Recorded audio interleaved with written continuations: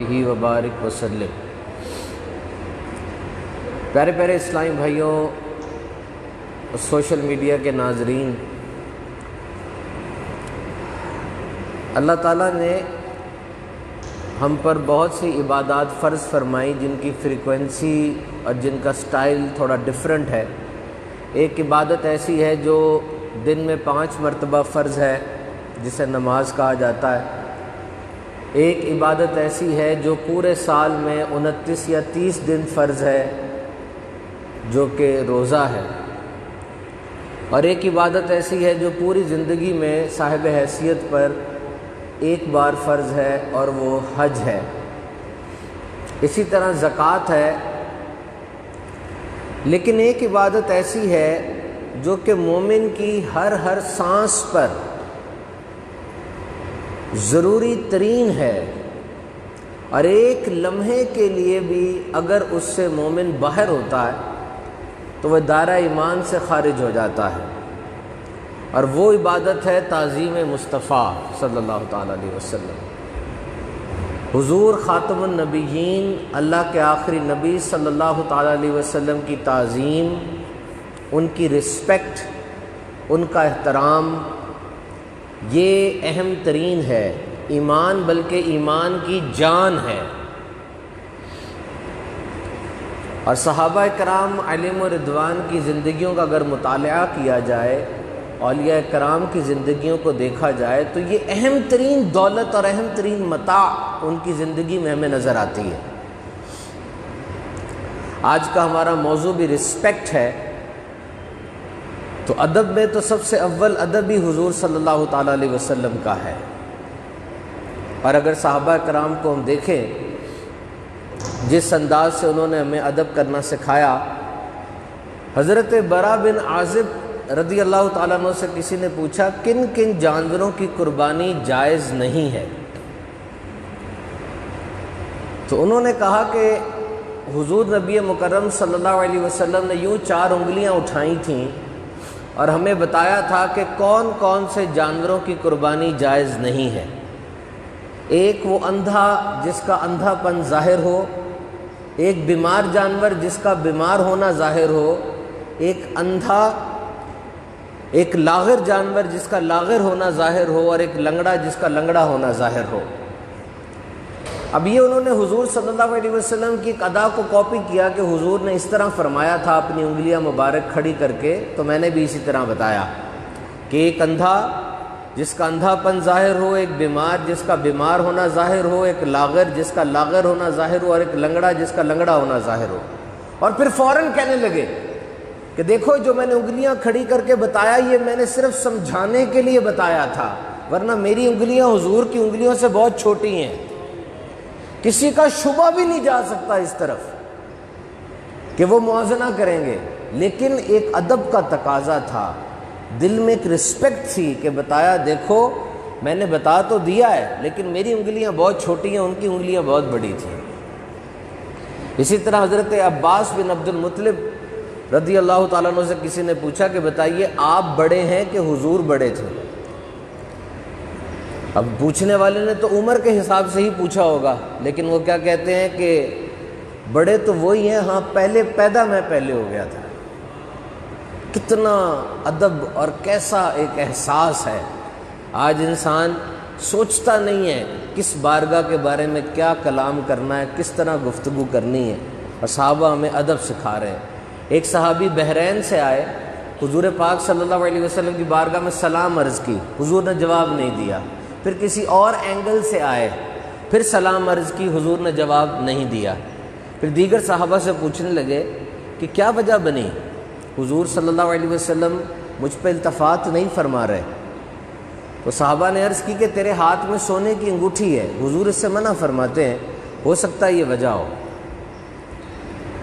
صحابی نے وہ سونے کی انگوٹھی اتار کے حضور کو پیش فرما دی اور کہا حضور ہو سکتا ہے یہ وجہ ہو کہ نظر التفات نہیں ہو رہی۔ حضور نے وہ سونے کی انگوٹھی پکڑ کے پھینک دی۔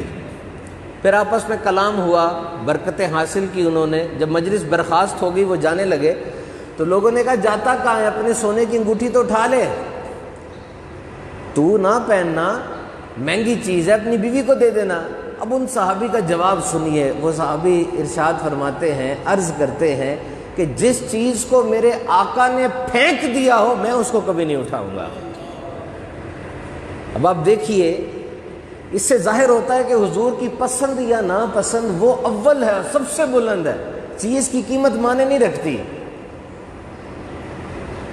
عروہ بن مسعود رضی اللہ تعالیٰ عنہ، یہ بخاری شریف کی روایت ہے، اور حضور کے ادب پر ایسی سند ہے، کس طریقے سے صحابہ ادب کیا کرتے تھے، کس طریقے سے صحابہ کا حضور کے ساتھ ایک برتاؤ تھا اور ان کی پرسیپشن کیا تھی. اس حدیث میں، جو کہ بخاری شریف کی حدیث ہے، بہت سے وسوسوں کی کاٹ ہے، بہت سے ایسے کام جو بزرگان دین کرتے چلے آئے اور اب آ کے ان کاموں کے اندر کنفیوژن پیدا کی جا رہی ہے. اس حدیث میں اس کی کاٹ ہے. عروہ بن مسعود ایک ڈیپوٹیشنسٹ ہے، he is a negotiator, you can say he is a foreign minister. یہ قریش کی طرف سے مندوب بن کر جایا کرتے تھے اور جا کر وہاں پر نیگوسیشنز کیا کرتے تھے، مذاکرات کیا کرتے تھے. اب یہ صلح حدیبیہ میں 1400 صحابہ ہیں، یہ ادھر آتے ہیں اور یہ قریش کے طرف سے نجاشی کے دربار میں گئے، کیسر کے دربار میں گئے، کسرا کے دربار میں گئے. یہ اس وقت کی سپر پاورز کی بات کر رہا ہوں میں، اس وقت کی سپر پاورز ہوا کرتی تھی، کیسر، کسرا. تو یہ جب حضور صلی اللہ علیہ وسلم کی بارگاہ میں حاضر ہوتے ہیں اور پھر قریش کے پاس آ کر کہتے ہیں کہ سن لو، میں تمہاری طرف سے مندوب بن کر اور نمائندہ بن کر کیسر، کسرا اور نجاشی کے پاس گیا، لیکن اس دربار کے جو حالات میں نے دیکھے ہیں میں تمہیں بتاتا ہوں. سنو، ایسی تعظیم آج تک کسی بادشاہ کی بھی نہیں ہوئی جو کہ اس شہنشاہ کی ان کے صحابہ کرتے ہیں، جو اس تاجدار رسالت کی ان کے صحابہ کرتے ہیں. ایسا پروٹوکول کسی نے اپنے بادشاہ کو نہیں دیا ہوگا جو وہ صحابہ اپنے سرکار کو دیتے ہیں، اپنے آقا کو دیتے ہیں. وہ کہتے ہیں کہ جیسے میں نے دیکھا کہ وہ لعاب ڈالتے ہیں، وہ لعاب کسی کے ہاتھوں میں ہوتا ہے، وہ وضو فرماتے ہیں تو وضو کا جو غسالہ ہے، جو دھون ہے، جو پانی ہے، وہ بھی کسی کے ہاتھوں پر ہوتا ہے، زمین پر نہیں گرتا. اور پھر اس لعاب کو لے کر یا اس پانی کو لے کر یہ نہیں کہیں رکھ دیتے ہیں بلکہ اپنے چہروں پہ مل لیتے ہیں.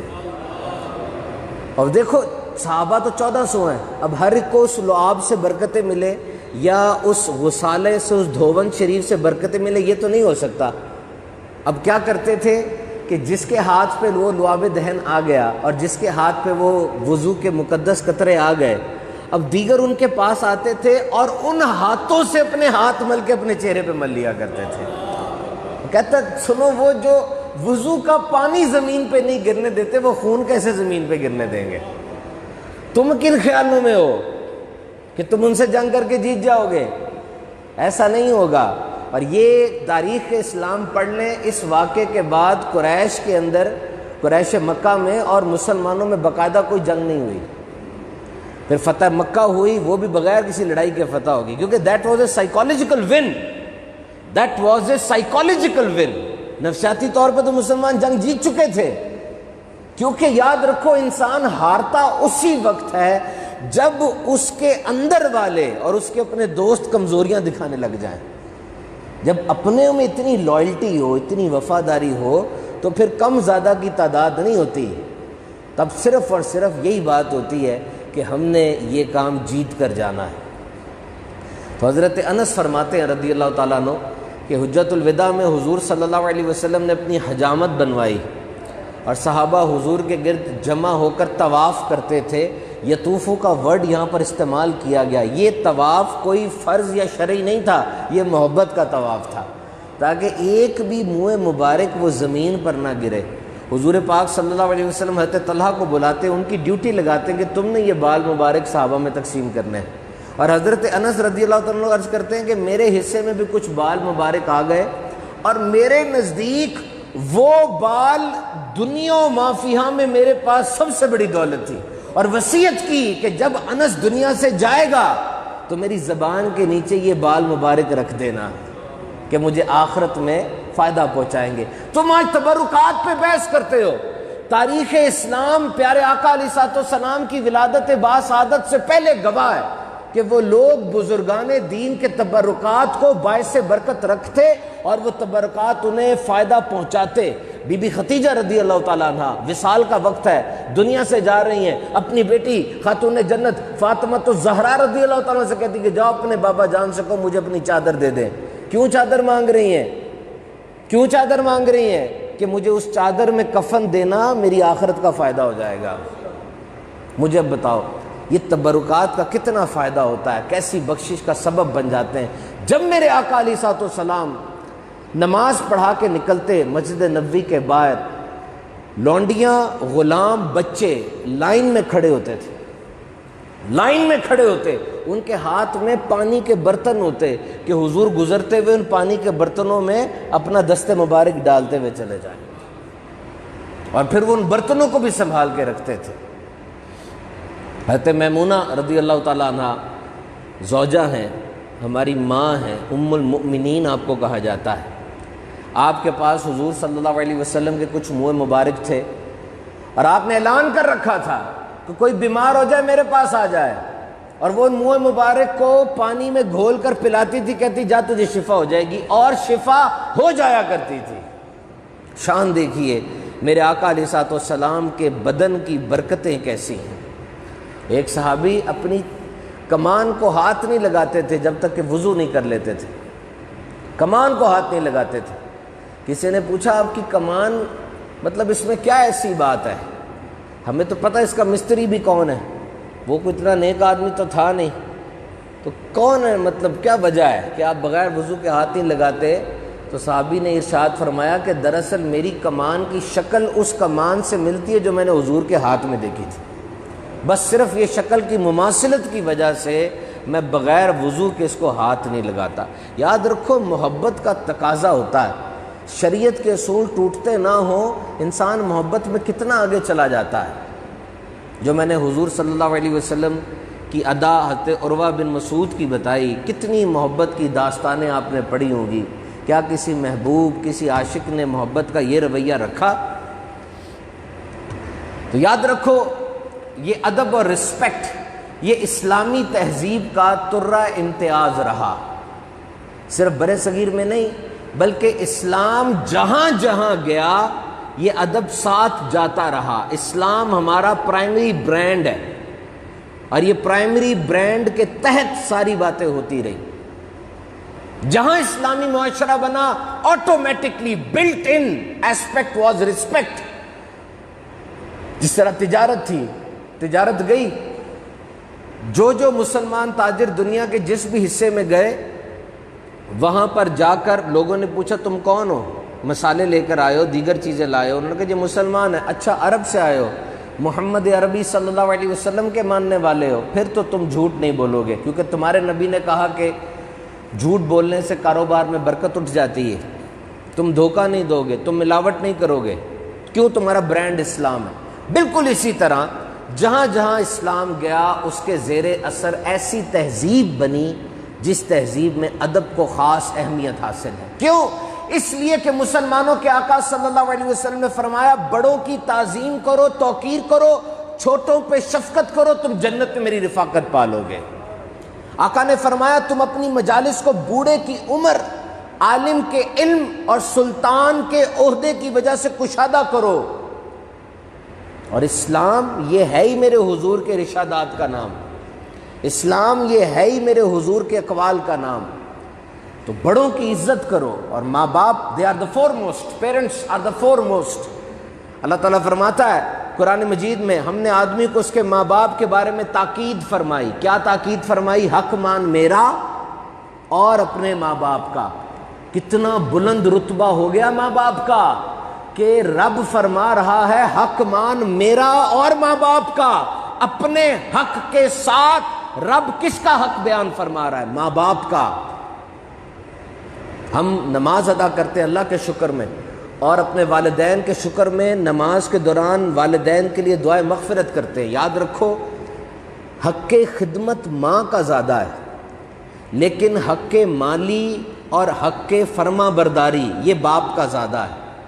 اور کرم ایسا ہے کہ ماں باپ کو زندگی میں دیکھیں، مقبول حج کا ثواب ملتا ہے، ماں باپ دنیا سے چلے جائیں، ان کی قبر پہ حاضری دیں، مقبول حج کا ثواب ملتا ہے۔ جو ماں باپ کی قبر میں زیادہ جاتا ہو وہ مر جائے گا، فرشتے اس کی قبر کی زیارت کے لیے آئیں گے۔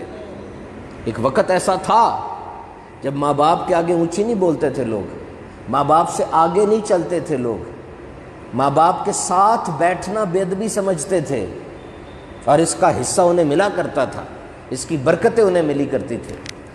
ہمارے بڑے ہمیں یہی سکھاتے رہے ہمیشہ سے۔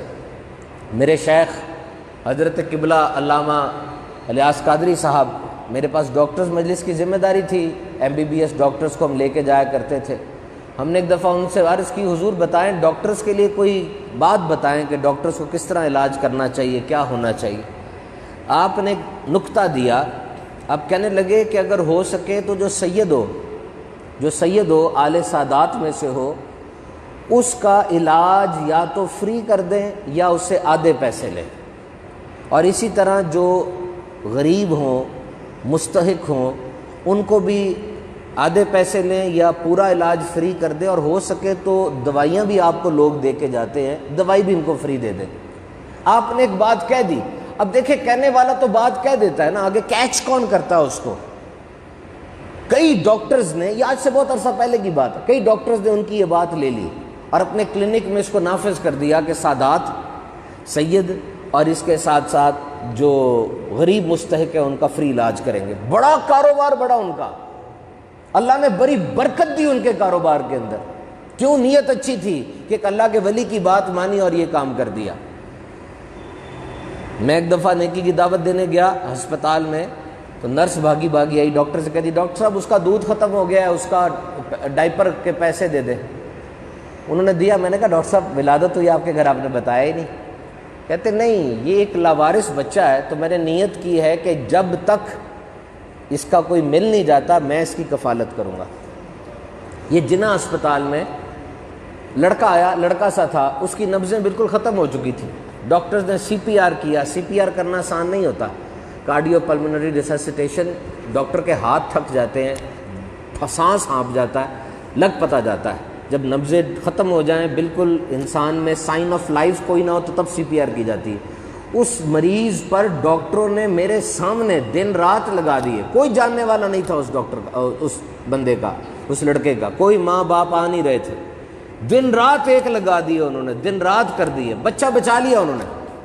اور جب اس کے گھر والے آئے، ہائے ڈاکٹر نے ساڑا بچہ مارتا، ڈاکٹر ساڑا بچہ، یہ میں اپنی آنکھوں کے سامنے دیکھ رہا ہوں۔ کیوں مسکنسیپشن رکھتے ہو؟ یہ انسان نہیں ہوتے؟ فرنٹ لائن میں رہ کے تمہارے لیے کووڈ سے لڑ رہے ہیں۔ یہ 58 سے زیادہ ڈاکٹرز میں شہادتیں ہو چکی ہیں۔ یہ اگر زہر کے ٹیکے لگا رہے ہوتے تو یہ کیوں مر رہے ہیں؟ تمہیں بیماری کے پیٹرن کا پتہ ہی نہیں ہے، بیماری کہاں سے آئی ہے، اس کے اندر سمٹمز کیا ہوتے ہیں۔ ہر نیا مریض نئی چیز لے کر آ رہا ہے۔ تمہارے بابا جان کے اندر شوگر بھی تھی، بلڈ پریشر بھی تھا، کورونا نے جا کے اس کے سارے پلمونری ٹریک کو ڈسٹرب کر دیا، کنڈیشن تو 2 سیکنڈ میں بگڑے گی، اور تم یہ الزام جا کے ڈاکٹر پہ لگا دیتے ہو۔ تمہیں اپنے طبیب کی شفا پر اور اس کے اوپر کریڈیبلٹی ہے ہی نہیں، تو کس طرح تمہیں شفا ملے گی؟ افواہوں پہ کان نہ دھریں۔ کورونا کے ہر مریض کو وینٹیلیٹر کی ضرورت نہیں ہوتی، آکسیجن دینے کا ایک طریقہ نہیں ہے، 10 طریقے ہیں۔ کسی کو سمپل آکسیجن دی جاتی ہے، کسی کا اکوپمنٹ ڈفرینٹ ہوتا ہے، کسی کو صرف مانیٹر کیا جاتا ہے، کسی کو صرف دلاسا دیا جاتا ہے، کسی کو صرف دوائیوں سے مانیٹر کیا جاتا ہے، لاسٹ اسٹیج پہ جا کے وینٹیلیٹر پہ ڈالتے ہیں، اس کی بھی میڈیسنز اب آ گئی ہیں۔ بہرحال بڑوں کی بات ماننے والوں کو اللہ نوازتا ہے۔ ایک صاحب اپنا قصہ بیان کرتے، میں نے پلاٹ لیا، میرے باپ نے مجھے بلا کر کہا بیٹا تیرا بھائی کمزور ہے، اس کو یہ پلاٹ دے دے۔ اب یہ آسان بات تھوڑی ہوتی ہے بھائی کو پلاٹ دے، بھائی بھی نافرمان تھا، اس کا دل نہیں چاہا پلاٹ دینے کا، دل اس کا کہہ رہا تھا نہ پلاٹ دے۔ پھر پتہ نہیں کیوں اس کے ذہن میں آیا کہ میرے باپ نے کہا کہ میں تجھے دعائیں دوں گا، بھائی کو پلاٹ دے دے۔ اس نے بھائی کو پلاٹ دے دیا۔ وہ کہتا ہے آج میرے بڑے پلازے ہیں اور میرے بڑے مکان ہیں، بہت پلازے ہیں، بھائی کے پاس وہی پلاٹ ہے۔ کہاں سے اللہ دیتا ہے، کیسے دیتا ہے، باپ میرا بڑا خوش ہوا تھا۔ یہ عزت اور احترام ہے۔ تو عمر میں اضافے اور رزق میں کشادگی کی خواہش کس کی نہیں ہے؟ سب یہ چاہتے ہیں کہ اس کی عمر میں اچھا اضافہ ہو اور رزق میں کشادگی ہو۔ میرے آقا نے فرمایا رشتہ داروں سے صلہ رحمی کرو، خیر خواہی کرو۔ میرے آقا نے فرمایا بندگان خدا آپس میں بھائی بھائی بن جاؤ۔ مسلمان کے لیے جائز نہیں کہ وہ اپنے بھائی سے 3 دن سے زیادہ قطع تعلق رکھے۔ رسپیکٹ کرو اور ادب و احترام کرو۔ ایک اور ہستی کا ادب و احترام ہمارے معاشرے سے اٹھتا چلا جا رہا ہے، میں نے سوچا اس رشتے کا بھی ذکر ضرور کروں گا۔ پہلے میں ایک واقعہ آپ کو سناتا ہوں۔ ایک ملک کا صدر دوسرے ملک میں آیا۔ آپ کو پتہ ہے جب صدر وغیرہ آتے ہیں تو وہ چھوٹے بچوں کو کھڑا کرتے ہیں پھول دینے کے لیے، استقبال کے لیے۔ تو وہ جو دوسرے ملک کا صدر تھا، مہمان صدر، اس نے بچوں سے باتیں کرنا شروع کر دی۔ اور جب مہمان اور میزبان صدر ایک چائے پر بیٹھے تو مہمان کہتا ہے کہ میں نے آپ کے بچوں سے پوچھا بھی بڑے ہو کے کیا بننا ہے؟ ایک بچے نے کہا ڈاکٹر بنوں گا، ایک نے کہا انجینئر بنوں گا، ایک نے کہا پائلٹ بنوں گا۔ کسی نے یہ نہیں کہا کہ میں استاد بنوں گا۔ آپ کے معاشرے میں استاد کی عزت اور توقیر نہیں ہے جو آپ کے بچے استاد بننا نہیں چاہتے؟ سن لیجئے، یہ بڑا خطرناک ہے۔ استاد کی اہمیت کو آپ کم کیسے سمجھتے ہیں؟ دنیا کا سب سے اہم ترین پیشہ ہے اور باقی سارے پیشے استاد ہی کے تو مرہون منت ہیں۔ استاد قابل ہوگا، آپ کی نسل قابل ہوگی۔ اور دیکھیے اپنے اسلاف کے بارے میں کس طریقے سے انہوں نے استاد کی عزت کی۔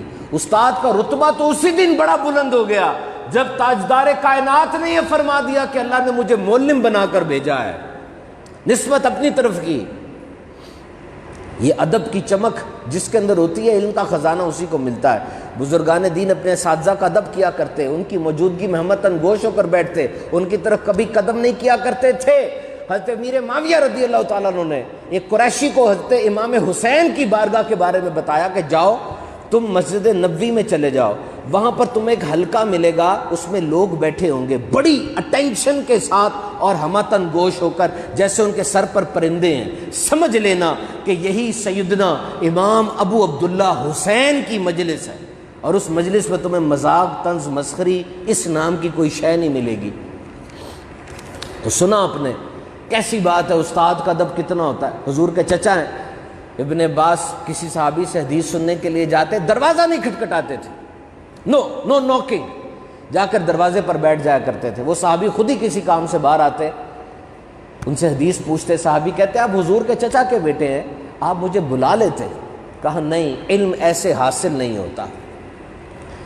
تو یہاں پر ہم نے جو سیکھا آج وہ یہ ہے کہ ادب کریں، رسپیکٹ کریں۔ ایک شخص دریا کے کنارے بیٹھ کر وضو کر رہا تھا، اسی دوران لاکھوں حنبلیوں کے پیشوا حضرت امام حنبل رضی اللہ تعالیٰ عنہ تشریف لاتے ہیں۔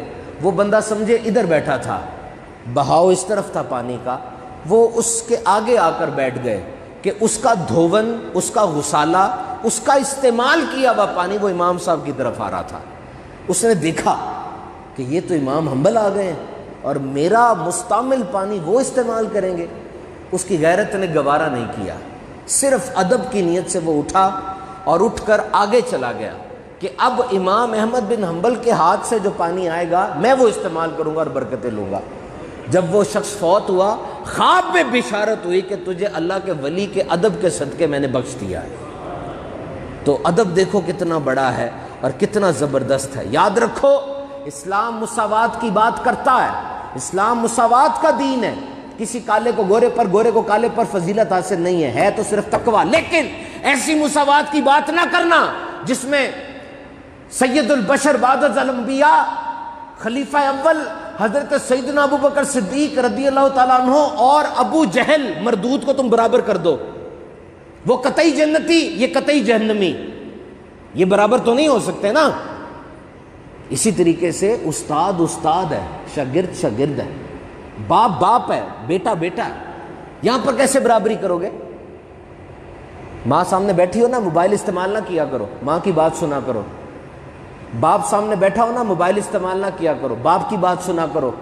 مجھے اپنے ابو سے ملنے کے لیے قبرستان جانا پڑتا ہے، غنیمت جانو ان اوقات کو۔ باہر کے معاشرے میں باپ اور استاد کو نا نام سے پکارتے ہیں. کیا تم پکارتے ہو؟ کیا تم سمجھتے ہو کہ تمہارا بیٹا تمہیں نام سے پکارے؟ تمہارا شاگرد تمہیں نام سے پکارے اور ادب نہ کرے اور وہ سارا کچھ لے کے چلا جائے؟ کبھی ایسا نہیں ہو سکتا.